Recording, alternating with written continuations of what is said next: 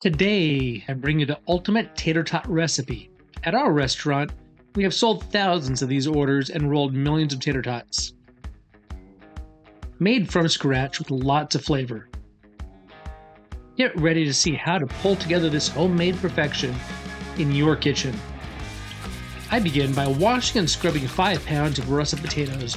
We are using skins for a country-style tater tot for the texture and flavor. With a sharp knife, I cut them into manageable sizes and simmer until firm.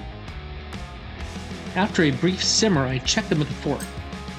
See, with a little pressure, the fork slides in, but is met with little resistance. You might feel they are undercooked, but it's okay.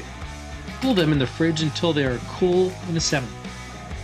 Starting with this bowl, I consider this boring but vital part of the video. All the flavors going into this bowl while in a minute we get to form the tots, fry them, and see how they taste.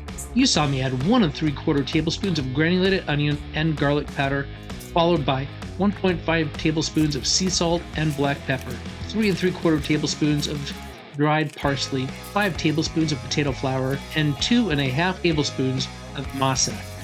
Mix it and set it aside.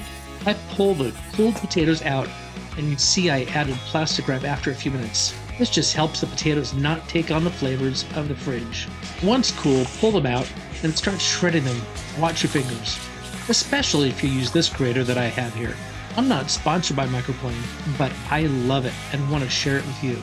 It is a nice flat wide grater that I'm using, a slicer, and 2 fine graters. I like the super fine side for Parmesan, but you can see I'm using it with one side pulled off. The part that comes off also makes it very easy to clean. I left a link in the description if you'd like to buy it. The purchase helps support me. I want to show you the difference here. I bought and defrosted a bag of frozen hash browns. In my left hand are the store-bought. In my right, the ones we just made. The store-bought are okay. Use them if you're feeling lazy. With the ones we just made, you'll get more flavor and texture out of the potatoes.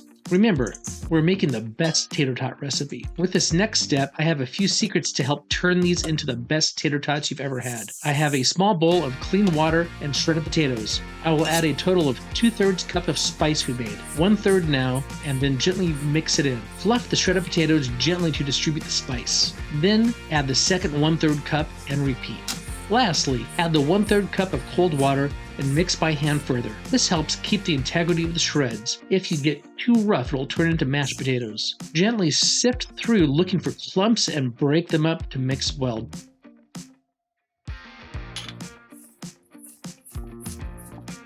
Don't add too much water. It should be dry, but wet enough to form a ball easily. Let it sit for about 30 minutes. I'll let the potato flour absorb the moisture from the potatoes and added water. Then we start rolling the tater tots. They are about the size of a wine cork, which makes the best portion of fluffy potato inside to crispy outside.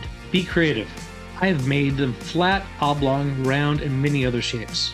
Here I measure them in my hand to feel the size and weight. It takes a little practice to perfect this method, but is easy. I can quickly pull off potato if they are too big or add a pinch if they need more weight. If you're having a hard time with the sizes, you can weigh them or use a scoop to measure also. Now sit back and watch for the next minute while I speed through the tater tot forming process. See, I am judging in my hands how large they need to be. You will see drops of potatoes on the sheet tray as I felt one was too large. But then a few were too light, and I scooped up some of that potato. Don't beat yourself up over them having to be too perfect. The best tater tots are the imperfect tater tots. Now it's time to cook these tots. Heat a generous amount of oil in a frying pan and carefully place the tater tots into it. This oil is about 400 degrees. Be careful not to splash it around.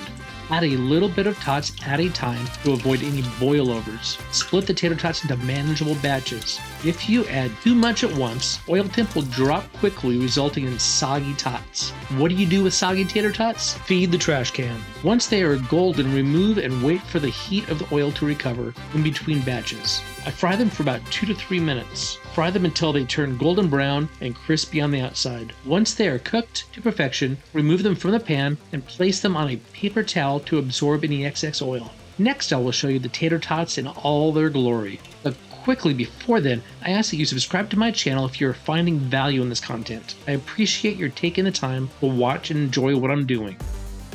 And here you have it, ultimate tater tot recipe that's crispy on the outside and fluffy on the inside. Pick your own dipping sauce. The variety here is ranch, barbecue, ketchup, and mustard, or turn these tater tots into something more. Serve them as a snack, a side dish, or even a delicious appetizer.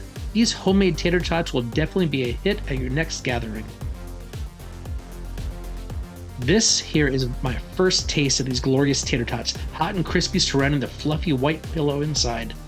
The flavors of garlic and parsley hint at the presence with a perfect balance of saltiness and light pepper. Each dipping sauce complements the tater tots in a different way.